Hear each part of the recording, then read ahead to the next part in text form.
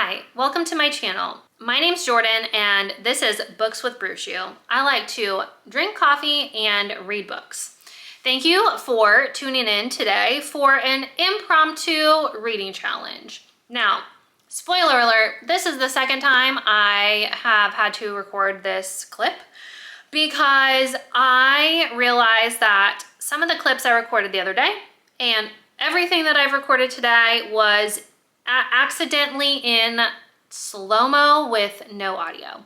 So none of that footage is actually usable because you can't hear anything that I'm actually saying. Today, I want to start an impromptu reading challenge that I wasn't really planning on doing, but decided why the heck not, because I am behind in my November TBR and I have a lot of books that I want to read and I'm really excited about. So yesterday I was watching Just Allie's newest YouTube video where she did a swapping screen time for Cozy Crafts. I thought, well, you know, the last 2 weeks since I have been basically bed/couch ridden because I've been so sick, and I've hardly been able to read, and I've just been bored because I haven't been able to do anything. Most of the time, I'm doing a lot of stuff around my house. I'm out in the garden, I'm out cleaning, I'm doing projects around the house, I'm fixing something, always doing something. So I've just been plain bored, and I've been on my phone entirely too much. Like my screen time is double or more what it normally is, which is just silly. So now that I'm able to physically read again, I decided, okay, well, I'll do swapping screen time for reading time, and we will see how this goes because I've never done this challenge before. Because I've had to redo a bunch of the work that I already did. It is now 2:30 p.m. and I still haven't started my hours for the day. So I will still be able to, in theory, have the time today to do all of my hours. In theory. Yes, I am still in my pajamas at 2:30 p.m. because I got through filming all my stuff, sat down, watched a little bit of YouTube, went to edit videos, and realized I had to re-record everything. And so I just haven't changed clothes today. So I guess I'm just staying in my pajamas all day. Oh well, they're comfortable. I started Language of Dragons by S.F.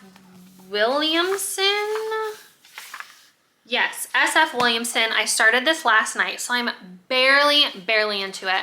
I am 40 pages in, and this is the Fairy Loot YA I think it was last year. This was one of the first Fairy Loot books that I got. I actually think this is the first Fairy Loot YA book that I got.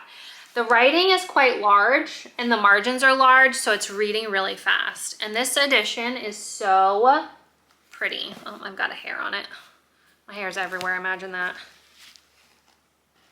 So we are introduced to our main female character, Viv. Her and her family live in London. Viv is 17 and she has a younger sister and then her two parents, her cousin and her uncle, and they all live in London. And dragons and humans, there was a war several years ago, but then the dragons and the humans have come to an agreement. However, now there is political unrest, and there are basically rebels who are saying that the agreement isn't what it should be. People are being treated unfairly, and so there's an uprising. Viv, she is just a high school student just trying to pass all of her exams because in this world you have a class system. You have first, second, and third class. Her and her family are second class, and if you don't pass your examination, you get bumped down to third class. So right at the beginning of the book, we find out that her best friend, she did not pass her examinations, so she was bumped down to third class. So being a 17-year-old girl, she had to move out of her parents' house because her parents were second class, or her parents are second class. So she, at 17, had to move out of her parents' house and move into the third class ward by herself because she got demoted because she didn't pass her examinations. Viv and her family, they hired tutors and they're very adamant with their study, and because they don't want to be demoted in class. And so Viv, she studies dragon languages. She wants to be a linguist and translate dragon language into English. Right at the beginning of the book, some very crazy things happen to her. And so that's where I'm at right now. So I will be starting with A Language of Dragons. Then once I finish this, the next book I will pick up will probably be Eldritch, since I'm already 100 pages into it. I read 100 pages of that book in October and then had to put it down, obviously, because I was sick. So since I've already started that, I want to pick it back up and finish it. And that book is over 750 pages long. So I still have well over 650 pages to read. So those will, I don't know, it'll take me a long time to get through that. So I'd imagine those are probably the only 2 books that I'll really be reading, plus my audiobook. So I am about 50% of the way through The Berry Pickers by Amanda something. Hold on, let me look. By Amanda Peters. And we are introduced to a Native American family, and they travel every summer to Maine to pick the blueberries on this white man's farm. And one summer, their youngest daughter, Ruthie, goes missing. They look all over for her, can't find her. The police are no help because this family are Native Americans, and the police don't care. The police officer who did show up basically said, well, you should have kept a better eye on your kid, and just left. So after searching and searching and searching the whole rest of the summer, they never found her, and then they had to go back home because their summer job was over. This family is continually introduced to more and more tragedies. We're hearing all of this through the youngest son, Joe's perspective. And he's the narrator for his family's part of this. Well, we have another narrator, Nora or Norma?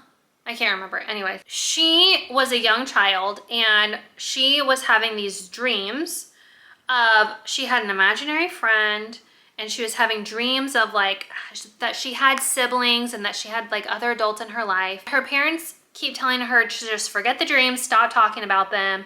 And her parents have had a lot of tragedy in their lives. They weren't able to have children who survived. They conceived many times, but never had a viable pregnancy. We find out very early on, or you suspect very early on, that these 2 white people kidnapped this Native American girl, because she asked her parents why she has such dark skin and they don't. And they keep coming like up with stupid lies, explanations on why she's different than they are. The mother's sister knows and has also been keeping the secret. And years later, we know that Norma, I think her name's Norma, finds out that she was in fact kidnapped as a child. I haven't quite gone to that part yet, but it's very obvious where it's all leading to. This is a general fiction book. Contemporary fiction, whatever. Well, it is set partly in the 1960s and then to present day, but it's definitely not a mystery thriller. Like, we know basically what happens from the get-go. We just don't know exactly how it happens. And I mean, it's okay so far. You know, I don't love literary, contemporary fiction, whatever. They're okay, they're fine. So, you know, this book is just fine so far, but I am halfway through it. So those are the 3 books that we'll be tackling during this reading challenge.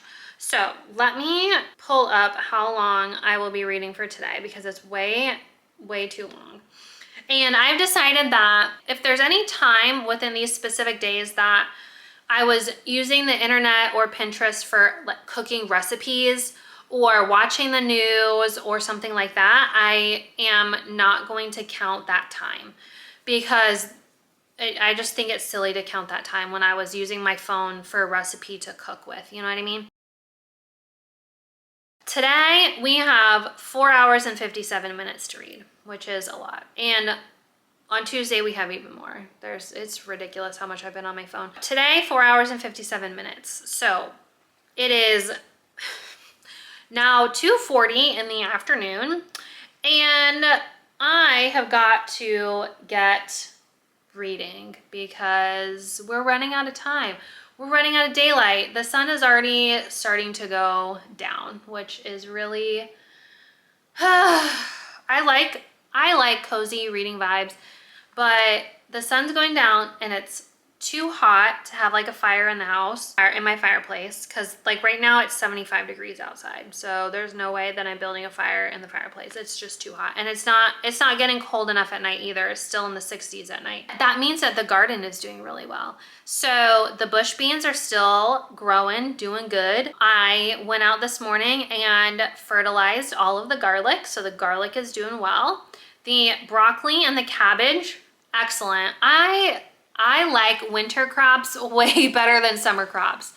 They're easier because you don't have to water them every day because it's not as hot out, so the water doesn't evaporate as quickly. And there are less bugs.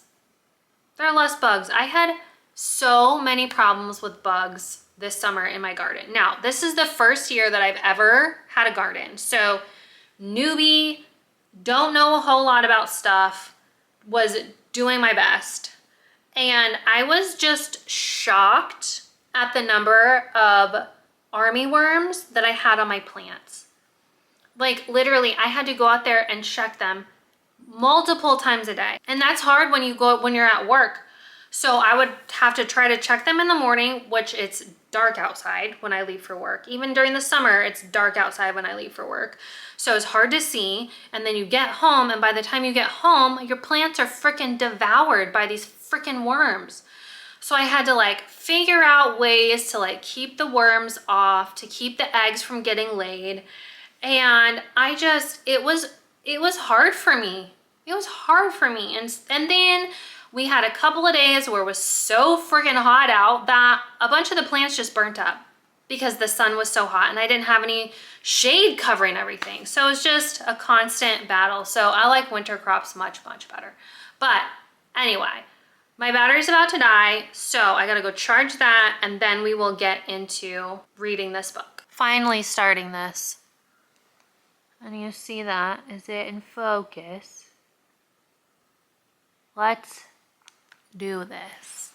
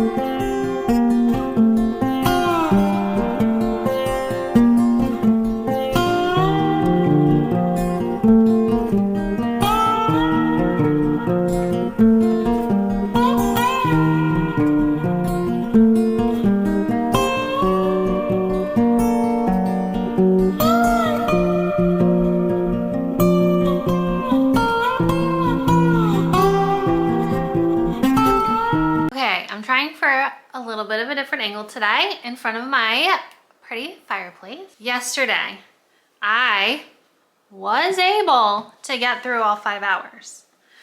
I just didn't finish it until really, really late. So, yes, I finished all the hours, finished really late, so I didn't update because I went to bed. However, I got to page 256. So I've read this, have not read this. It's about halfway through. It's about halfway through. I'm really liking this book, y'all. It is so, so cute. We have our main female character, Vivian, and her cousin, Marquise. Her and her cousin, after some things that happen, go to Bletchley Park, which still seems to be very, very similar to the Bletchley Park from actual World War II, where the Enigma code was broken. So her and her cousin, who are 17 and 18, so they're young, go to Bletchley Park to help basically the Prime Minister and the British government defeat the rebel humans and rebel dragons. Supposedly, the British Prime Minister has the support of the Dragon Queen. We meet the cohort of people, of students, they're still young, of students from all classes, first, second, and third, and they are assigned to different groups at Bletchley Park.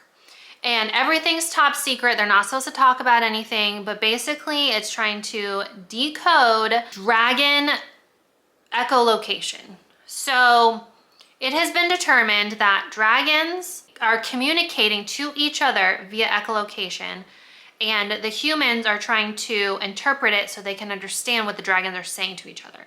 However, they can't let the dragons know that that the humans know that they can echolocate at all. The dragons hold this as a secret from all humans. It doesn't matter which dragon, who the dragon is aligned with, it's a dragon only secret. We're following these different groups of kids. They literally are kids, young adults, I guess I should say.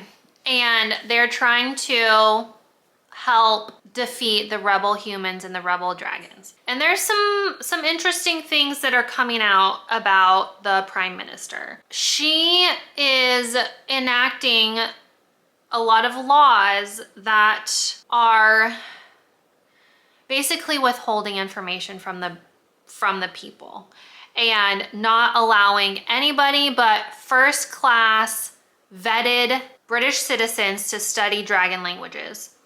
Dragon languages are not allowed to be spoken out loud at all by anyone, and only English is allowed to be spoken. Where I left off last night, the British Prime Minister is doing some pretty fucked up things to these kids. Basically, she promised them one thing, and because they're not performing fast enough for her, she basically reneged on all their deals and is changing the script on them and changing the rules on them. So fucked up.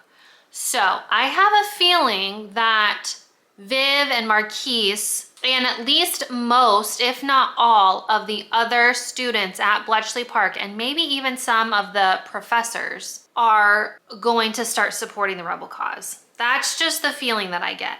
Because I think that they're starting to understand that the government has been lying to them. Not everything is as it seems, especially the peace accord with the dragons. I think that, especially the third class citizens that are in this program, they already kind of knew that. They're just, because of their class, they were just more aware of like real world situations and what actually was going on, versus the first and second class who are more privileged and didn't really know what's been actually going on in England. That's where I'm at in the book.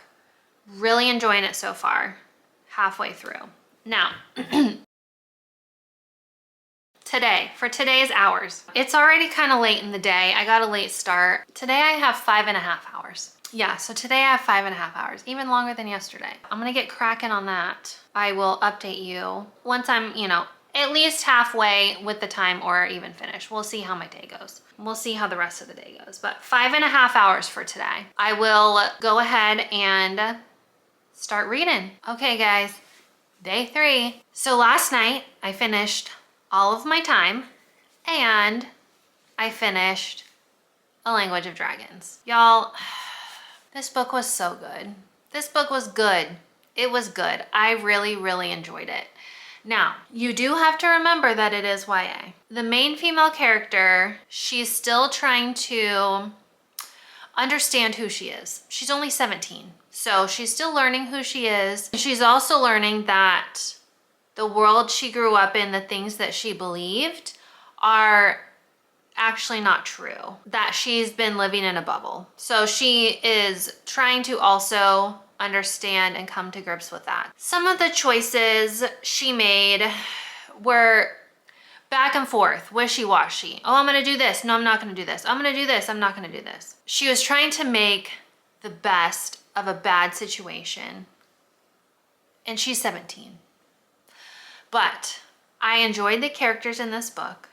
I enjoyed the people that Viv met at Bletchley Park. A lot of stuff happens at the end.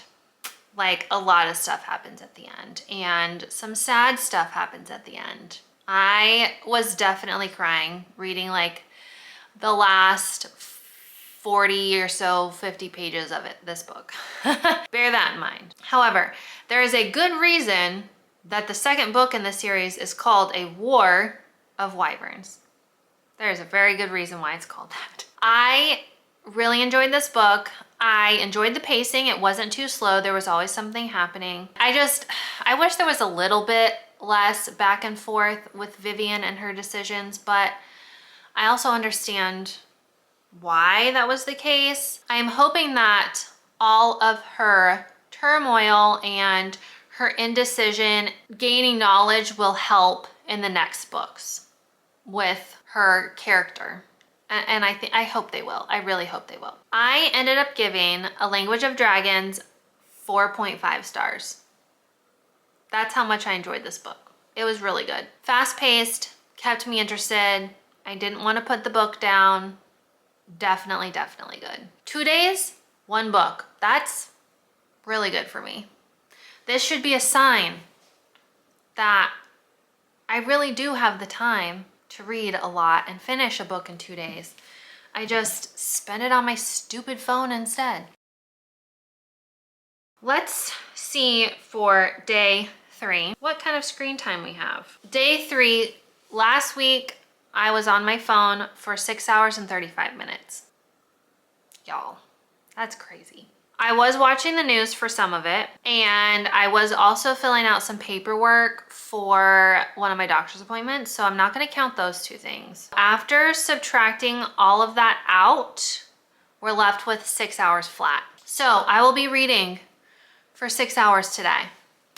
6 hours. Okay. I'm going to continue Eldritch. So I started Eldritch in October on my Kindle. I had to put it down because obviously I got unwell, because obviously I still am unwell. I got a phone call. 6 hours, going to be reading Eldritch. I have about 670 pages left in that book. So we will see if I can get the entire book read this week with our remaining hours. We'll see. I mean, today is day 3.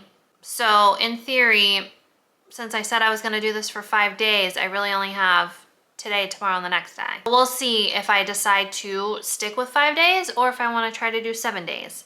I might do 7 because honestly, what am I doing this weekend?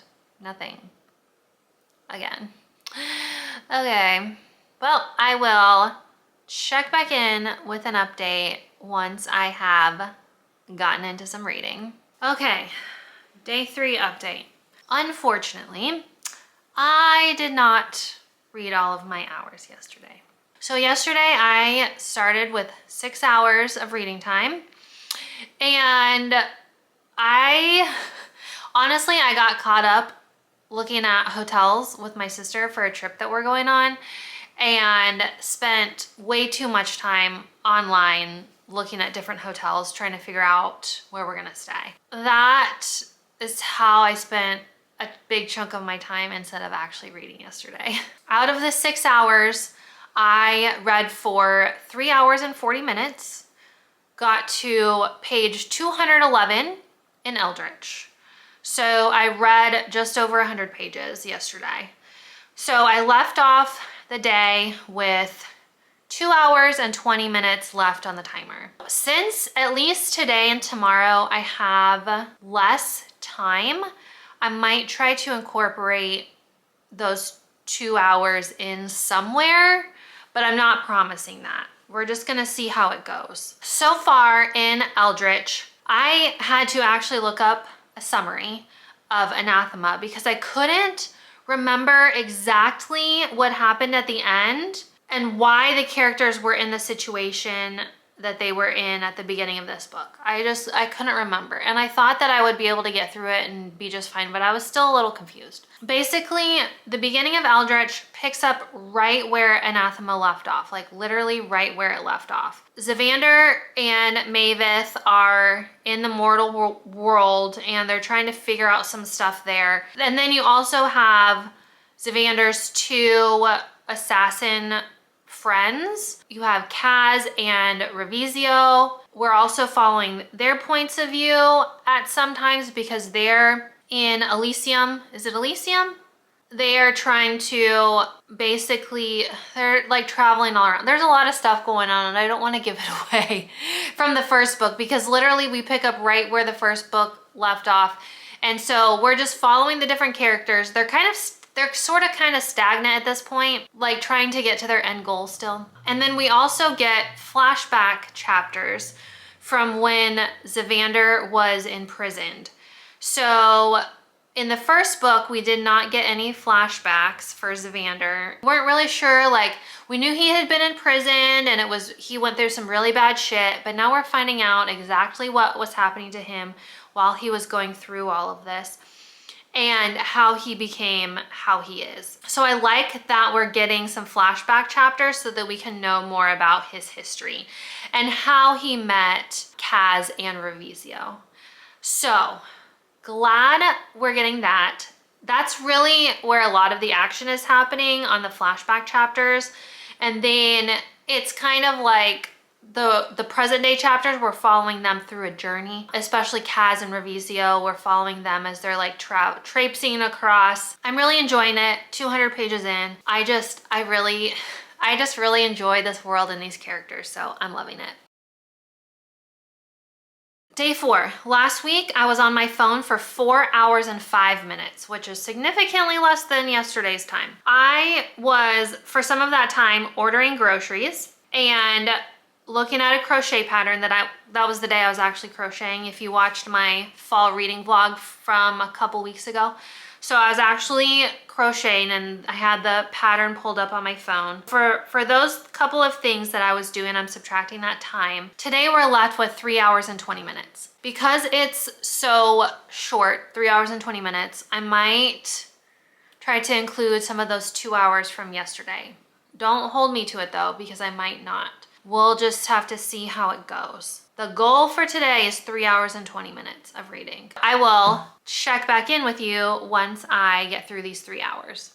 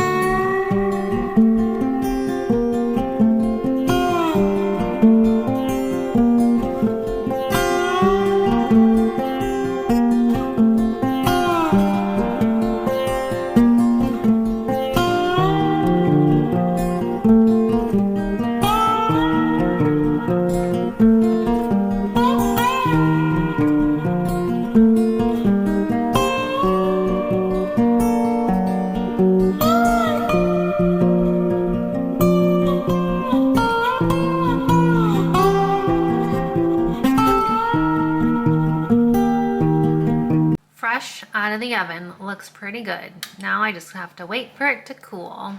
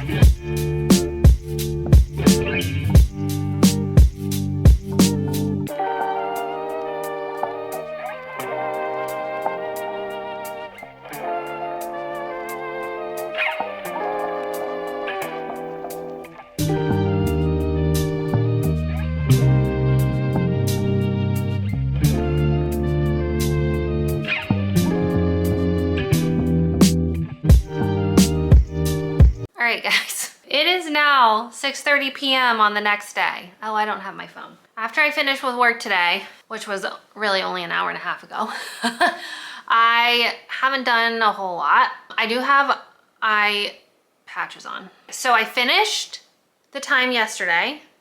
I got to page, I think, 330 in Eldritch. We're continuing to follow everybody. Maveth's sister is acting really suspicious. We've got people from Zavander's past showing up, and we found his sister, and we found Dolian, and we found the other people where they're at. They're safe, and they're going somewhere else to be safer. And we're starting to learn more about Zavander's past and more about what stuff happened in the past is now important today. So we're finding out a lot more information. Kaz and Revizio are about to go to Mortasia, which is the mortal world, to tell Zavander to come back because they're taking way too long. Like, they need to get out of there. They need to get out of there. Like, they're just taking their sweet ass time, and it's not good. So needless to say, I'm really liking it. I'm almost 50%. I think my Kindle said I was 45% of the way through, so. All right, now for today. It is late. It is late. I will say that. But according to my phone, I have 4.5 hours of screen time. But after I subtracted out the stuff we've already talked about, I have 4 hours and 3 minutes. That puts me at like 10:30.